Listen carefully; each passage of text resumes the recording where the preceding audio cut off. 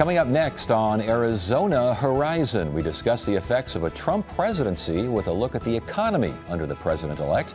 And we'll hear about a new report that focuses on social media and its impact on the election.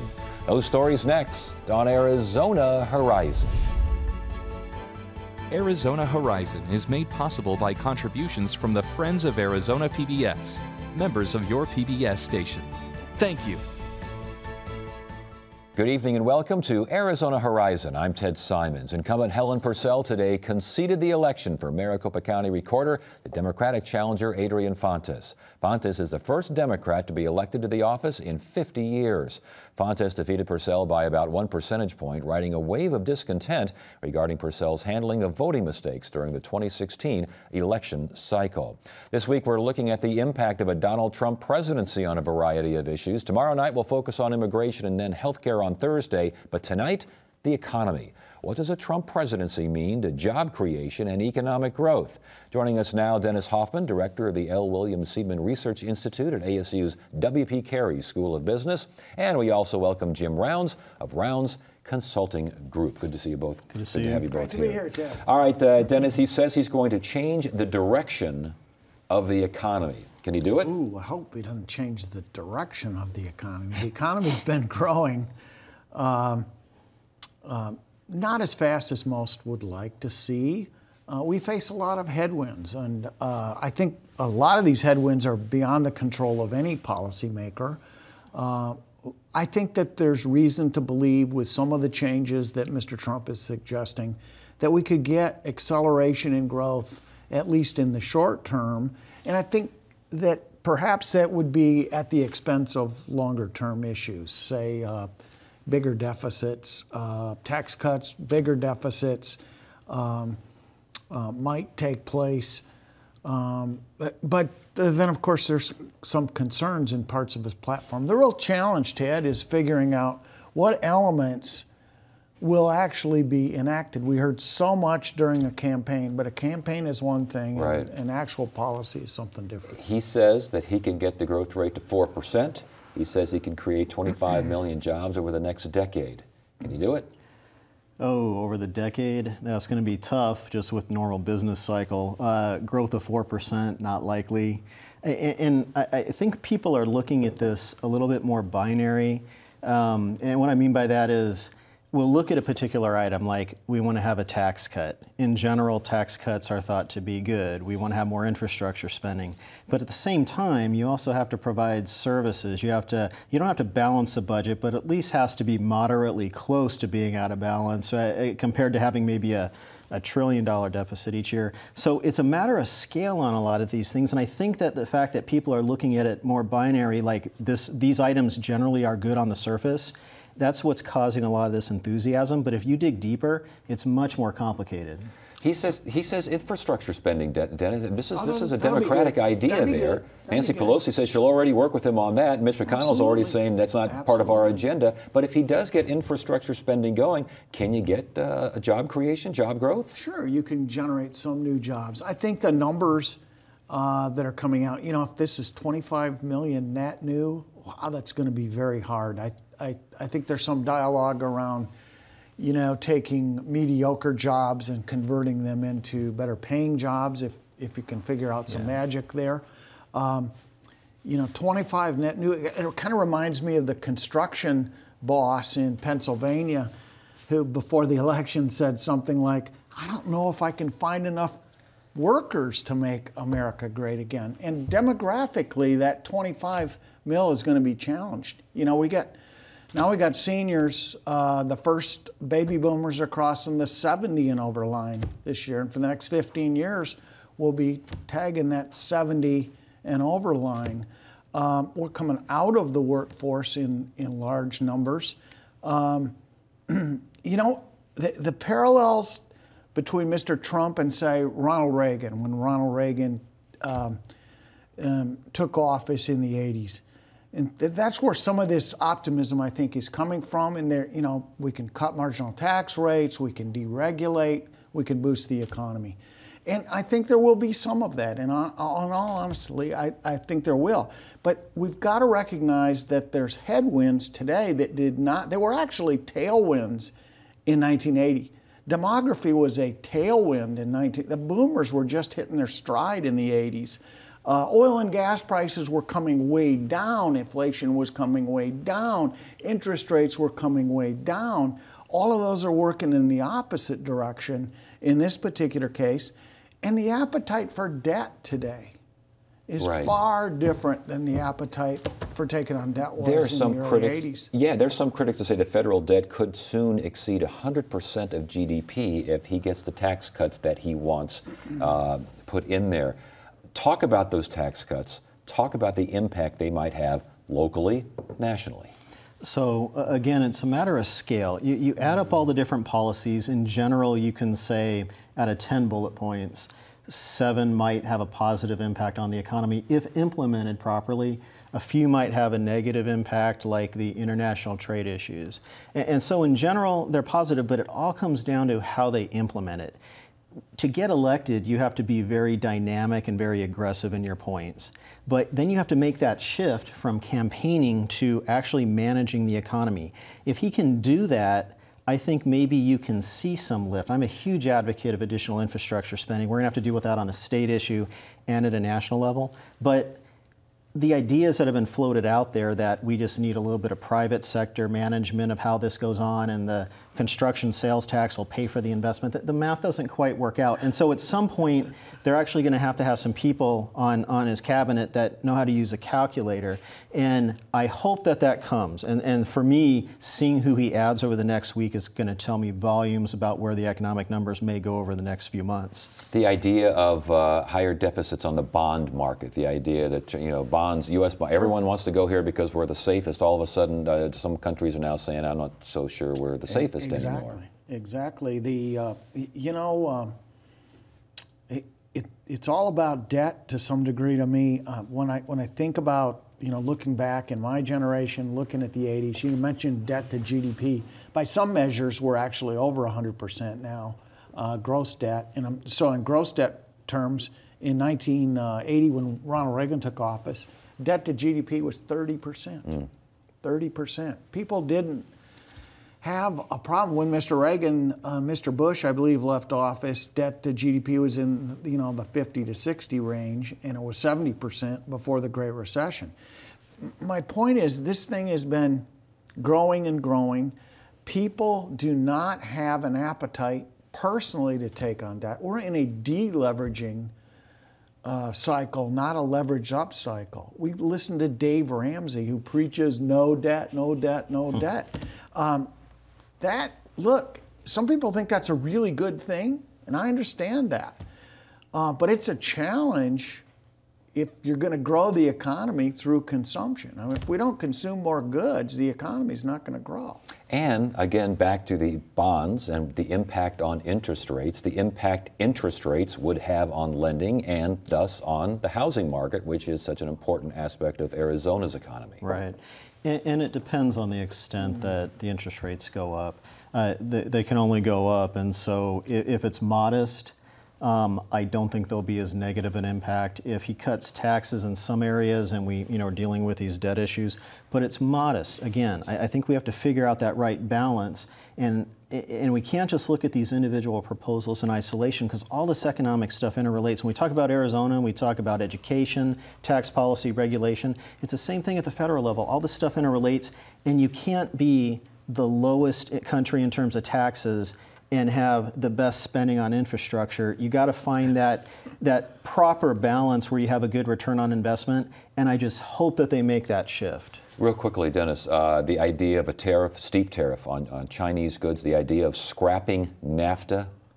I'm a free trader. Fair trader is code for tariff and protectionist policies. Dust off Milton Friedman. In fact, there's a wonderful clip out there with Trump debating Milton Friedman. They've actually taken clips out, and it is fantastic. I think the trade issue, to me, is the most, the biggest negative, the biggest concern I had with Mr. Trump's rhetoric. And it's abhorrent, in my opinion, that he's told those poor workers in the Midwest that their jobs can be saved. Either globalization or automation is reducing the demand for manufactured workers in the Midwest, and they really just need somebody to be honest with them about that. No NAFTA, no TPP, steep tariffs on Chinese goods. What does that mean to inflation? What does that mean to the economy? Oh, it has so many implications. Like Dennis said, this is a bigger deal than I think is being discussed. And if they just want to modify some of these things, if they implement something that's very modest and it kind of matches what other countries are doing, okay, that's okay. But they have to be very careful. They're playing with some very dangerous things right now, and they sound great in that one paragraph or that soundbite when you're on a debate. But when you look at how these things interrelate, I don't want to pay $2,000 for an iPhone. A lot of this stuff will shift to the consumer as well. That could offset some of the benefits of the tax cuts. And so I think the main point is you just don't know until you start to examine these things in depth.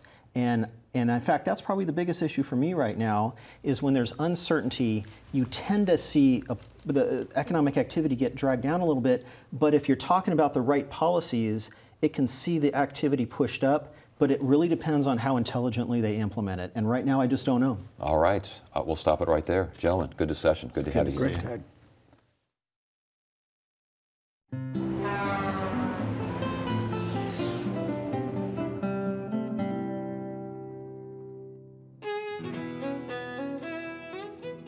Drive a few miles north of Strawberry on Highway 87, nearly 20 miles on rugged forest roads along the edge and into the deep woods atop the Mogollon Rim, then scamper 500 feet down the southern edge of a rocky canyon, and you'll come upon a monument to the Battle of Big Dry Wash. The site looks much as it did on July 17, 1882, when a party of over 50 Apaches under Nattiatish waited to ambush cavalry led by Captain Adna R. Chaffee. The troops were guided by legendary scout Al Sieber, who discovered the Apache's trap and warned the soldiers. The Apache had no idea that they were now surrounded, outnumbered, and they had lost the element of surprise.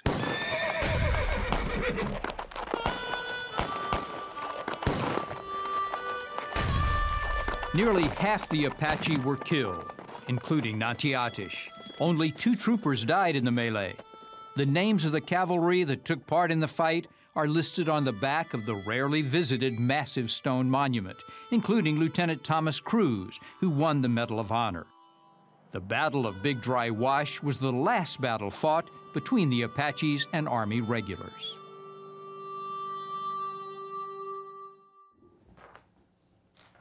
ASU's Morrison Institute for Public Policy will be releasing a new report on social networks and social media. The study looks at how and where voters get their election information. The report also gauges the election impact of independents, along with Latinos and millennials. Morrison Institute Director Tom Riley is here to discuss the report, and also joining us, Jackie Salit, president of independentvoting.org. Good to have you both here. Good to see you both again. Thanks for having me. Talk about this study. Give me a better definition. This is coming out tomorrow, correct? It is. So what's going on here? At our State Conference, we'll be releasing some of the findings. Well, it's looking at the media and the elections with a special eye on the independent voter. As the independent voter makes up an increasingly larger portion of our electorate, many times they're not addressed in research or in the media. If you look at some of the election coverage, there's a lot of talk about how Democrats and Republicans voted, but sometimes the largest voting bloc were neglected. So regardless of your opinion about how that election turned out there, I think given the divisiveness, most people agree that this country is divided by some social silos. And media consumption, in part, forms your worldview. And with the onset of both the internet and cable TV, bubbles are actually produced.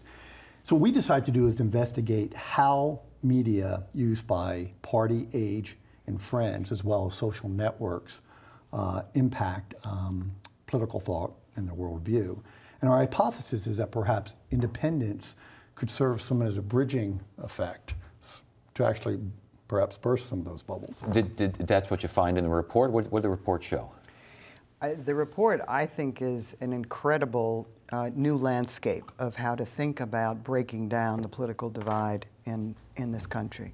The work of Morrison has been to really drill down and try to understand how people live their lives as who they are politically, and how they consume media, how they relate to friends, and how they relate to their networks. And one of the things that the study found, which to me as an organizer and as a leader of independent voters in this country was so monumental, is that independents play this role of breaking down barriers at the grassroots level, at the family level, at the community level, that independents, for example, we're talking about very simple things here, Ted. Independents talk to Democrats and Republicans and have them as friends. That often it's the case that Democrats just have friends who are Democrats and Republicans just who are Republicans. But the social networking capacity that independents have, I think, has a huge cultural future in terms of dealing with the divide. So we looked at social networks. I mean, where people get their news sources, and we scaled them from very conservative, partisan Republican to partisan Democrat. And we found that typically is what one might expect, and what Pew found nationally is that sources like Fox News are concentrated more on the conservative time, and New York Times and PBS on the liberal side. But what we found is that as you move more towards the right, the intensity of your sources decrease. Democrats and independents had a wider network of sources, independents having the widest. But what we found is that with independents, those that talk to Republicans in their social network seemed to have a more moderating impact. And that Republicans actually talk to independents as much as they talk to the Republican counterparts. So, some of the research is actually indicating is that perhaps by independents serving as this, they're not politically in the middle necessarily, they're all over the place, right.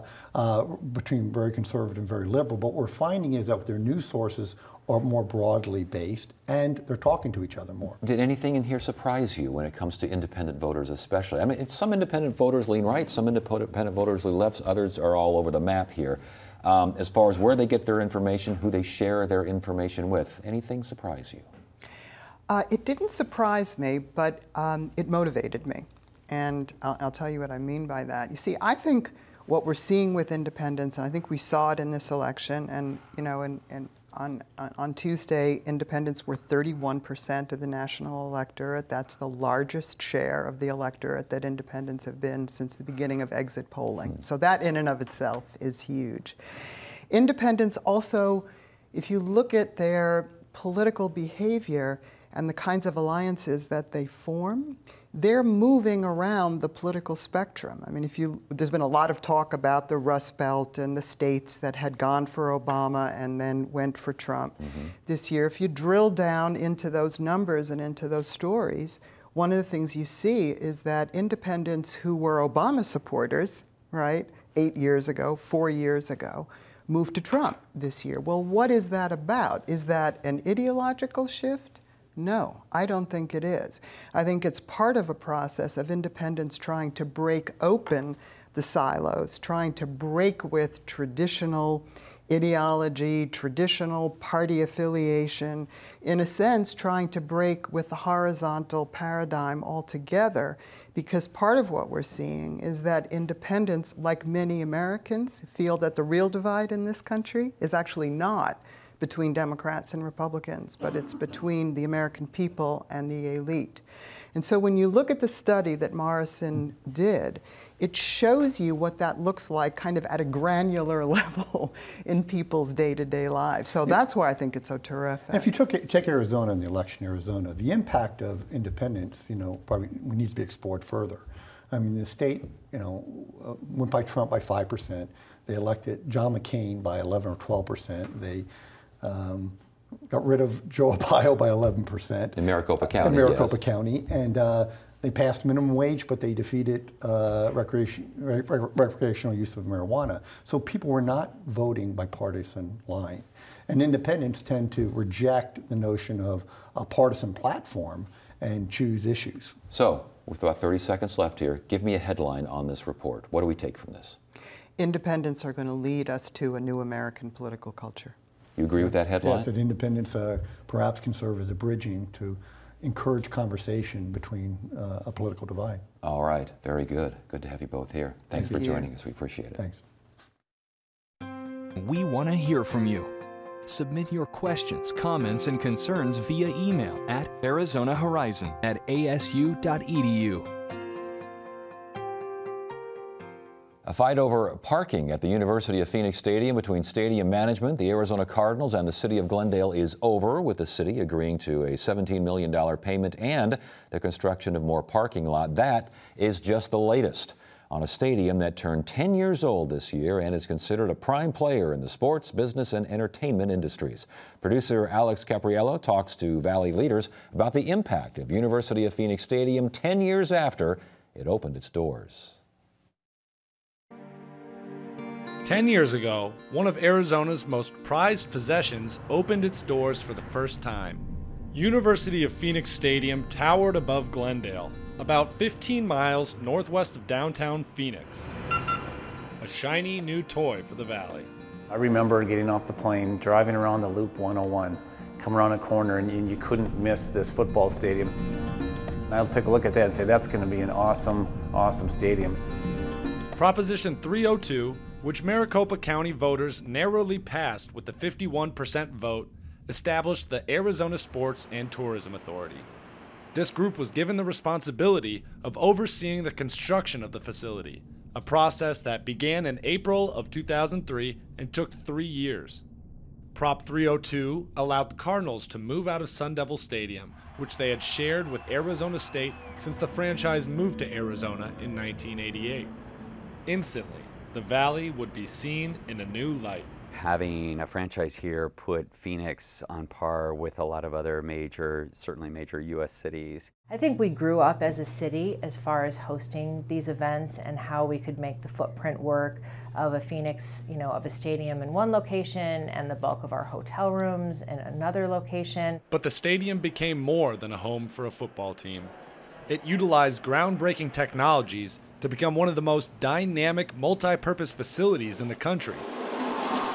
Well, I think one of the most unique attributes that we have is that our playing field moves outside.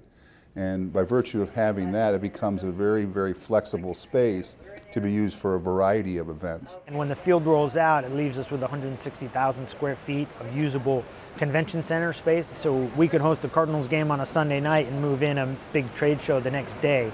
So in terms of multifunction capabilities, there's not many stadiums that can really match us.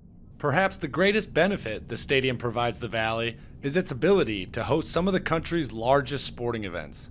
Since 2006, the stadium has hosted 2 Super Bowls, 10 Fiesta Bowls, and 3 college football championships. See that? That's his 11th face mask. Oh, Coach Stu. Next year, the stadium will be transformed for Arizona's first Final Four. This is where champions come. This is where champions are made. This is where champions are crowned. This destination for events, like the Super Bowl, provides a tremendous economic impact on the Valley.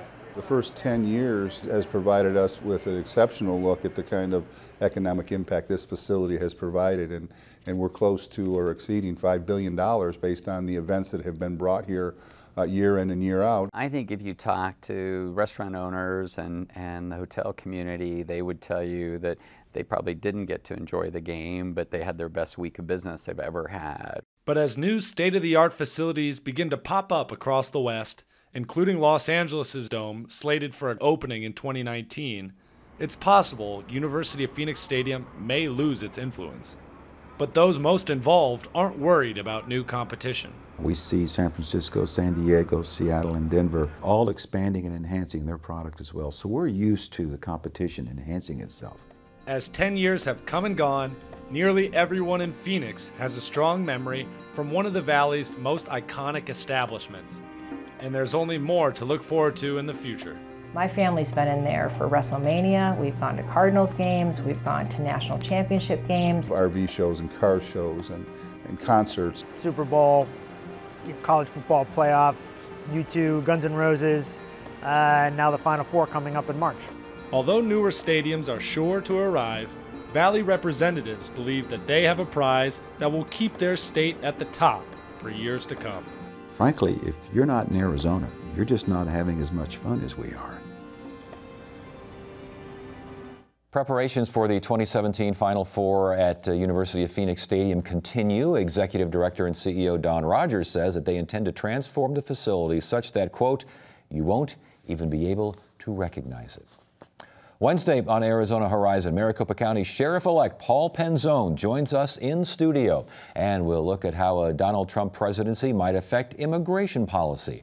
That's tomorrow on Arizona Horizon. That is it for now. I'm Ted Simons. Thank you so much for joining us. You have a great evening.